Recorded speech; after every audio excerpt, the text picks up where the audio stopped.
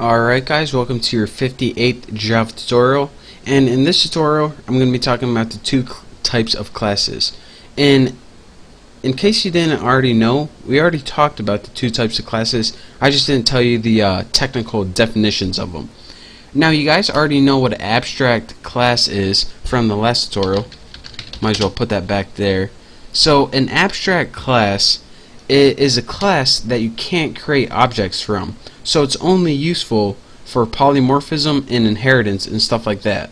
In these other classes that aren't abstract, even though they don't have a name, people call these classes concrete. And a concrete class is a class that's specific enough where you can make an object, you can make an object from it. So even though it doesn't say concrete, that's what people call it, just because they have to call it.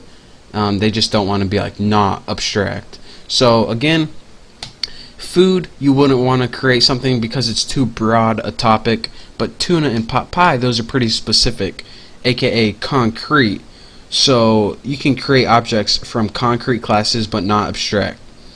So again, let me demonstrate this by saying, alright, whenever we try to create a food object, it's too broad and abstract, so it gets an error. But if we go ahead and create, we can have this food reference.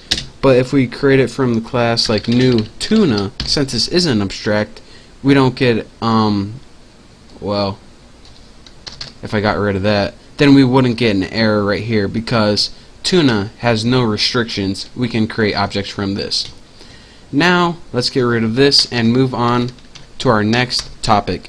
And so, you know what an abstract class is, and it pretty much is useless unless you extend it or it's inherited from something. And as you can see, tuna inherits food and pot pie inherits food. If nothing inherited food, it'll be useless because you can't create objects from it. So that's what an abstract class is. But just to make things more confusing, I want to tell you that methods can be abstract too.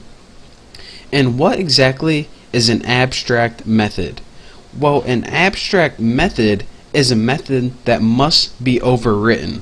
So for example, we created this method in food, and since tuna and pot pie inherited food, we created a method eat in tuna and a method eat in pot pie, and both of these overwrote food. I mean, this wasn't necessary that we created these methods, but we did it anyways just for fun. So again, an abstract method is a method that must be overridden. In a sense, it must be overwritten, which means you need to create a body for it. Then this body in the main food class right here, this is unnecessary whenever you're creating an abstract method. So let's go ahead and create an abstract method right here. Let's go ahead and get rid of everything in our food class. How would we create an abstract method? Pretty much the only thing you need to do is add the head and a semicolon. So do public, we'll make it public, abstract, since it's an abstract method, void eat, since it doesn't return anything and it's named eat. And now you can see this is a method, but it doesn't have a body. And if you're saying, alright, I never created a method without a body, well, since tuna needs to overwrite it, pretty much it needs to create a body for it, and pot pie needs to create a body for it as well, then that is why in your declaration right here, you don't need a body right here. So again, an abstract method in your superclass, it doesn't need a body. So another thing I want to point out, anytime you have an abstract method in a superclass, that entire class needs to be labeled abstract too, right there. So you can't have like an abstract method and you can't have this class be not abstract, or else you're gonna get an error like that. So someone's knocking on my door, I think. Hold on. Oh, I'll let them keep knocking. I'll get it after this tutorial.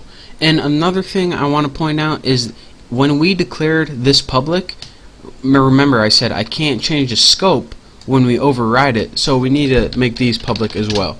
So we'll make that public, and if you see that little error right here, multiple markers can't reduce the visibility, that is why.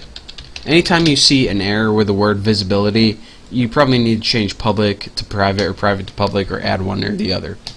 So again, like I was saying, anytime you have an abstract method, you need to make the class abstract too. But here's the thing. You can have an abstract class, but have abstract or non-abstract methods inside it. So again, and this is we're getting an error because of something else here. Because anytime you have a non-abstract method, you need a body. But anyways, I just wanted to point that out. Anytime you have an abstract method, it needs to be inside an abstract class. But anytime you have a non-abstract method, it can be inside an abstract class. Well, you just heard it. I don't need to repeat myself. So the last thing I need to point out is, let's go ahead and make this method abstract again, just like this. Anytime you have an abstract method, you need to implement it in in any of the subclasses that extends to the superclass. Now I know that sounds confusing, but listen to this. Alright, this tuna class and this pot pie class both inherit from this main food class, and this food class has an abstract method of eat in it. That means this tuna class and this pot pie subclass, they both need to use the eat method, or in other words, they both need to implement or override this eat method. If you don't have this eat method, then you're going to get an error in your class, just like this. Type pot pie must implement the inherited abstract method food.eat.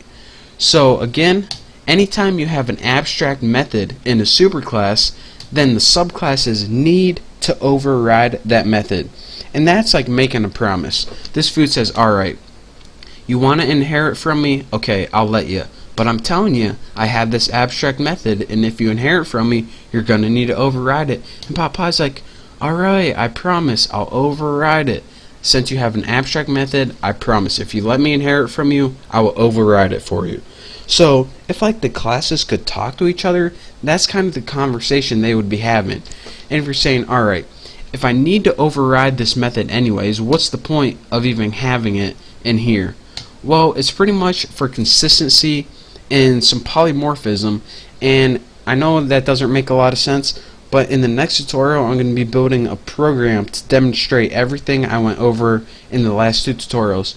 These last two tutorials were pretty much the rules and concepts that you have to follow, and I couldn't just skip over it because it's incredibly important for what we're going to be learning in the next couple of tutorials. And this is pretty much the core of polymorphism, these rules.